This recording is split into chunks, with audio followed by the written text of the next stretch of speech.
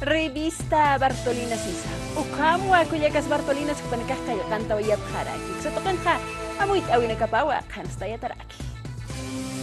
Centro de Educación Permanente Bartolina Sisa Cuyacanacan Lup y Winacapatwa, mujeres sembrando su propio conocimiento pancaja Kailkant Asiuyeraki.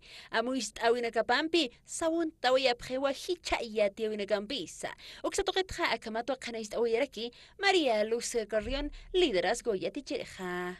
Esta revista es la reproducción de aquel conocimiento que han adquirido, más el conocimiento que ellas tienen de la vida.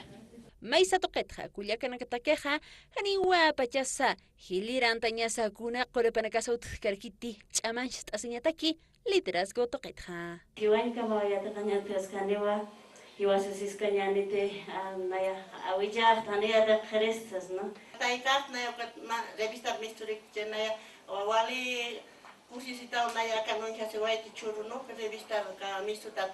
Ukamaki Panasti, ejecutiva departamental de la Paz Mercata Graciela Vilqueiri Pereja, Hayait Oyarkiwa, Ukamalup Iwinaka Kanstawia Pjatapata, Culiacanagaja, Uka Pankansti Kailkant Atarkiwa, con Jamasa Federación de Bartolinas Irnacht Asipki, Kamachina Casa Kanist Atarkiwa, Yamakisa Liderazgo y Hukampinakawa, Kailkant Ataraki. Participante Culiacanagaja más que todo Panakaja Sapama, y ma artículo presente hoy a revistaro, con Ham Amoyonak Supanakanja Uti, entonces.